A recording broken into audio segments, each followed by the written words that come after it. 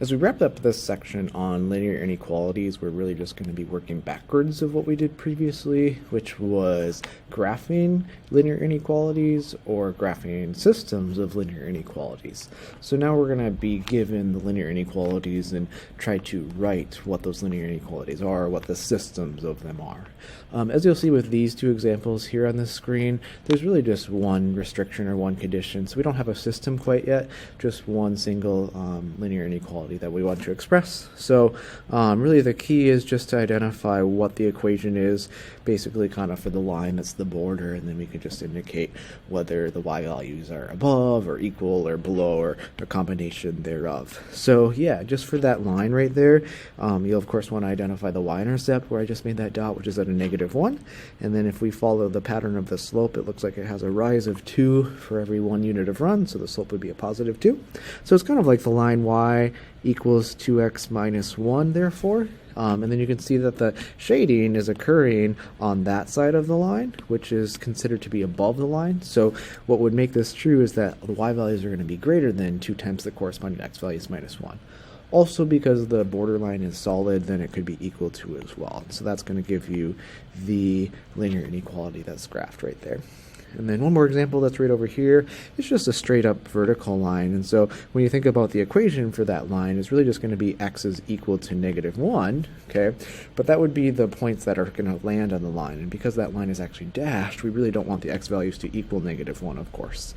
So since the shading is to the left, that's really going to be all of the x values that are below -1. So really what this linear inequality is going to be x is just strictly less than -1. And that represents what's going on in that particular graph. All right, so moving forward to the next little segment right here, as you look at the different graphs that you have here, obviously there's multiple restrictions going on at the same time and different combinations of shading with each of the different restrictions. So we're dealing with a system, really just a group of linear inequalities. And so, yeah, just kind of focus on one thing at a time and then just mash it all together to form your system, of course. So with this first example right here, there's really just two conditions that we need to concern ourselves with. So let's just go ahead and start with this one right here. This is a dashed line right there. So it's just, y equals mx plus b. You can treat it as such. And so the y-intercept of that line is just going to be 0. And then it looks like it has a rise over run of 1 over 1, which leads to a slope of 1. So really it's just kind of like the line y equals x. Now if you look at the shading compared to where that line is, the shading is occurring on this side of the line, which we consider to be above the line rather than below. So that means that y is going to be strictly greater than x, not equal to, because of course it's a dashed line. And then for the other line right here, it's just a straight horizontal line. And so that would be basically kind of y equals a number, and it's crossing through 2 right there for a y-intercept. So it's going to be like all the y values that are equal to 2. Now if you look at the shading compared to where the blue line is, the shading is below that blue line. So we'd want this to be a less than, and then we can also make it an equal to because we have a solid line. And so those would be the only two conditions that we need to concern ourselves with right there. So because it is a system, you definitely want to have that left brace there to completely define that system. And I just want to take a look at one more example of a system that has more conditions. This one actually has 4 different conditions going on. So there's a couple of just straight vertical lines going on right here. So there's this red one right here, and then this purple one right here. So the purple one is going through 1, 2, 3, 4 on the x-axis. So it's kind of like the line x equals 4, and the red one is kind of like the line x equals 1. But we have to think about the shading. So the shading is actually to the right of the red line and then to the left of the purple line. So what that means is that all of the x values are going to be greater than or equal to 1, but then the x values are going to be equal to or less than 4 to be squeezed between 1 and 4. So that gives us those two conditions there. Let's start with this diagonal line right here. So that diagonal line, if we find the y-intercept of it, is going to occur right there. Now be careful right there, because if you look at the y-axis is actually like labeled by 2's. So where it's crossing through right there is actually at a -2. And then if you look at the rise over the run, it looks like it goes up 1 square and then over 3 squares. So it seems like it might have a slope of 1/3, but remember that the y-axis is counting by 2's. So there's actually a rise of 2 there and then a run of 3 there. So the slope there is actually 2/3. So it's like a 2/3 x minus 2, and then we just need to figure out what sort of a symbol we need for the y after the y there. And so because the shading is actually below that orange line, then we'd want a less than, and then it could be equal to because the borderline is solid. And then one last one right here, we'll do this in green, how about?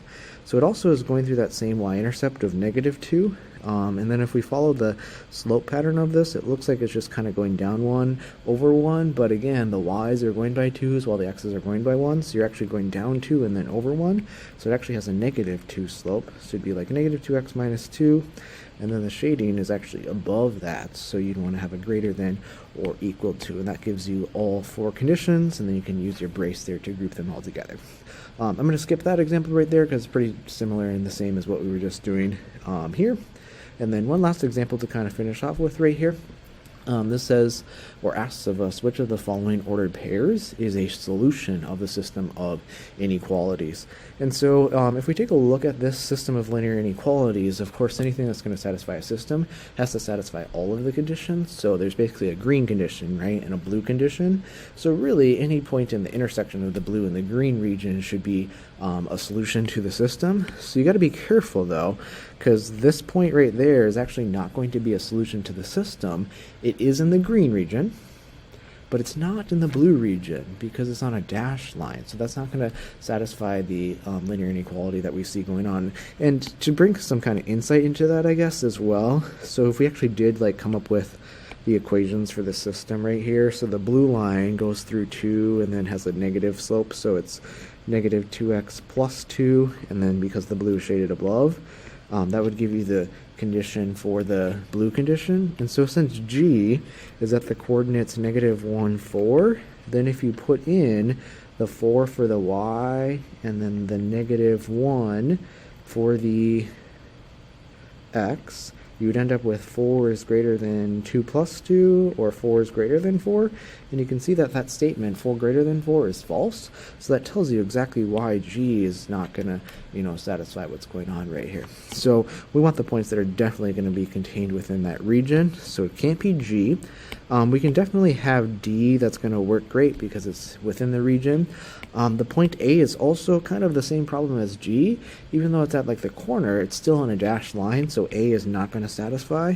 The point F, though, is definitely going to work okay because it's for sure in the blue region, like it's in the middle of the blue, and it's right on the border of the green region, but since it's on a solid line, then we know it's going to satisfy the green inequality. So for the rest of these, C is not going to work because when you plug in the X and the Y, it's only going to satisfy the blue inequality, and then E is not going to work because when you plug in the X and Y, it's only going to satisfy the green inequality, and then of course B is definitely not going to work because it's neither going to satisfy the blue inequality nor the green inequality. So the only points that really should satisfy the system of inequalities based on the picture right there should just be the point D and the point F.